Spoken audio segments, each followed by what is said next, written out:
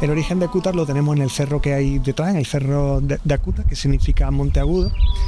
La época de máximo esplendor aquí de la alquería de Cútar fue en la etapa de Andalusí, sobre todo en la última etapa, en la etapa nazarí. Digamos que en 1487, con la caída de Málaga, toda esta zona, Vélez y todas estas alquerías también caen en manos cristianas y la población de aquí pasa a ser sometida, por lo tanto se convierten en mudéjares. Mudéjares son, digamos, musulmanes que siguen con sus prácticas en suelo cristiano y que hasta el 1500 todavía pueden practicar su religión y vivir su vida con normalidad. Esa es la época más convulsa de esta zona y donde el protagonista de esta historia, Muhammad al-Yayar, cuenta parte de sus crónicas más interesantes. Dejamos de tener noticias de él en el 1501, que justamente el día que emparedó los 3 volúmenes por los que están conocidos Muhammad al-Yayar.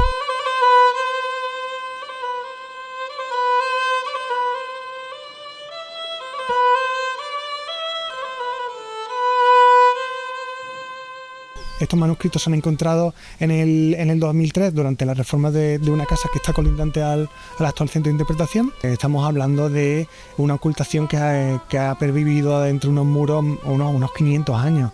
De hecho, este Corán ya era una reliquia en la época de Al-Yayar, ya que ya por aquel entonces ya tenía 200 años. O sea que estamos hablando de un manuscrito que tiene 700 años. Está datado en época almohade. El descubrimiento eran 3 volúmenes. Uno, un Corán, que efectivamente es de época almohade y presentaba algunos problemas en cuanto que pérdida de hojas, etcétera, y que se ha restaurado por un convenio con la Junta de Andalucía.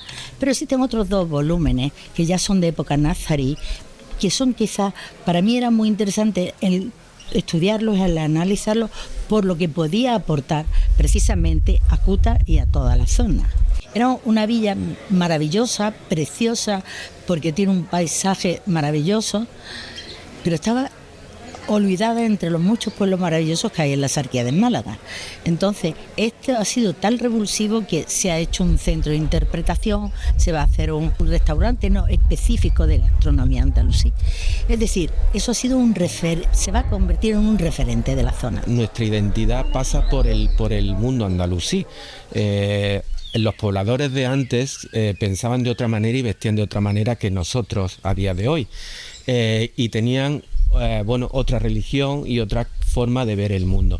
Eso yo creo que debemos de conocerlo y ponerlo en valor y saber de dónde venimos. El pueblo en sí es un pueblo típico de aquella época porque su arquitectura, todavía sus casas sigue teniendo el mismo trazado, y yo creo que ya nada más que meterse en el pueblo, en las calles, en el trazado, ya te está metiendo en el mundo andalusí, en el mundo histórico hace como 700 o 1000 años atrás, que se dice muy pronto, ¿no? Hay que venir a Cútar para ver que cómo era Cútar. Es que no ha cambiado, yo creo, casi nada. Están lo mismo que las mismas calles, las casas, incluso el ambiente que se respira puede ser similar a de aquellos 500 años.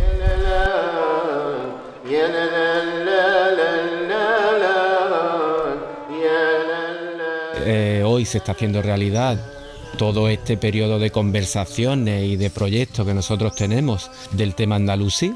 La universidad ha creído en nosotros y le ha dado el valor que yo creo que tiene nuestro pueblo y todo lo que se encierra en nuestro pequeño pueblo. Que aunque seamos pequeños, pero tenemos mucha historia detrás y mucho que contar y ofrecer a la gente, ¿no? A las personas. El convenio es un paso más dentro de este proyecto, dentro de esta divulgación en la que se está trabajando, ¿no? Y gracias a la cobertura pues podemos disfrutar de unas jornadas como las que tenemos hoy, donde también entra el papel de la gastronomía, todo ese recetario, no solamente el libro, sino digamos que también es la gastronomía andaluza, ese legado, ¿no? Que nos ha llegado en muchos platos, en sabores, en técnicas. La sociedad empieza por qué comemos. Es la comida, no lo olvidéis. ¿Qué ha comido una sociedad? es más importante o tan importante como los textos escritos, porque el estómago no tiene ideologías. Cuando he ido hace ya de estos 25 o 30 años por los pueblos recopilando información de platos y de gastronomía, era muy interesante el que los pueblos te dijeran esto viene de los moros, aunque no fuese verdad. Y como historiador a mí verdaderamente no me agradaba que se dijese tan fácilmente, tan fluidamente esto viene de los moros sin tener una documentación. Como historiador necesito que me den pie para documentarme. Esta es la razón del libro, y la razón del libro de vincularlo con Qútar, con las jornadas, está muy clara. La aparición del Corán, como ya sabéis, es almohade. La decoración del libro, como habrás visto, es un paño de sepka, que es la decoración típica almohade de la época andalusí, por supuesto. Y los dos recetarios únicos que se conocen en Al-Ándalus de cocina, recetarios de verdad, son almohades. Por tanto, vinculábamos el Corán, siglo XII-XIII, con las jornadas históricas que has oído, más el estudio de estos recetarios. Estos recetarios son deliciosos, porque en total son unas 900 y pico, cerca de 1000 recetas, donde si sabes leer, con unas gafas, ser capaz de poner al día lo que estás leyendo, verás que una parte muy importante de esas recetas se siguen elaborando hoy día. Lo que pasa es que ha sufrido el proceso de transformación del tiempo, de la llegada de otros productos, sobre todo americanos, el de quitarle los nombres porque sonaban a árabe y no interesaba, pero seguimos comiendo historia en muchas de las recetas, sobre todo las más tradicionales.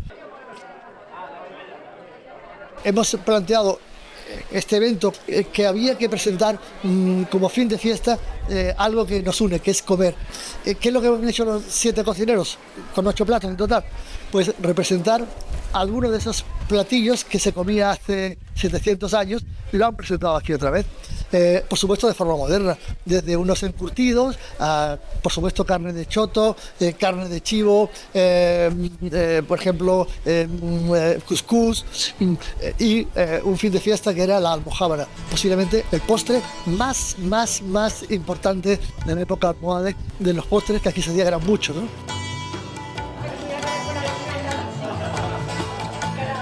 Yo he traído desde el restaurante Celia Jiménez una mazamorra de almendras acompañada de unas berenjenas escabechadas con naranja y una almendra garrapiñada. Yo creo que la influencia está muy presente, sobre todo pues, en el empleo de carnes como por ejemplo el cordero, todo tipo de aves, escabeches, en los aderezos, el uso pues, de almíbares, frutos secos en todo lo que es la repostería, el aceite de oliva, tanto en la fritura como en el cocinado. La importancia de esto es que seamos capaces de entender quiénes somos por lo que hemos comido y seguimos comiendo. Hay una vinculación directa, seguimos siendo parte de lo que hemos comido y por lo tanto la importancia es transmitir eso que somos por lo que hemos comido para que en un futuro lo sigamos comiendo. Afortunadamente estas nuevas oleadas de cocineros están descubriendo que la identidad no está como cocinero, no está en reproducir platos que vienen de Japón, de Corea, de Perú, sino en buscar nuestra identidad. Porque al final los cocineros pues nos interesa mucho cocinar los platos que siempre han formado parte de nuestro territorio y emplear los productos que tenemos más cercanos. Entonces pues cuando tú lees libros antiguos de cocina, incluso no tan antiguos, porque al final la tradición normalmente se transmite de generación en generación hasta nuestros días y sobre todo las cocinas populares, ¿no? Que quizá hay muy poco de escrito, pero sí hay mucho de esa transmisión. Evidentemente en una cocina actualizada y donde a día de hoy comparten espacio con otros ingredientes, nuevas técnicas de cocina, presentaciones. Es verdad que nosotros dentro del grupo de nuestro colectivo de cocineros Gastroarte no es la primera vez que colaboramos en un libro. Hemos hecho, bueno, pues desde con algunos ingredientes, por ejemplo, muy típicos de esta zona, ¿no? Como por ejemplo ha sido el aguacate, y al final pues para nosotros es compartir momentos con los compañeros, aprender y bueno, pues al final colaborar también un poco con el conocimiento, con la universidad, pero muy bonito.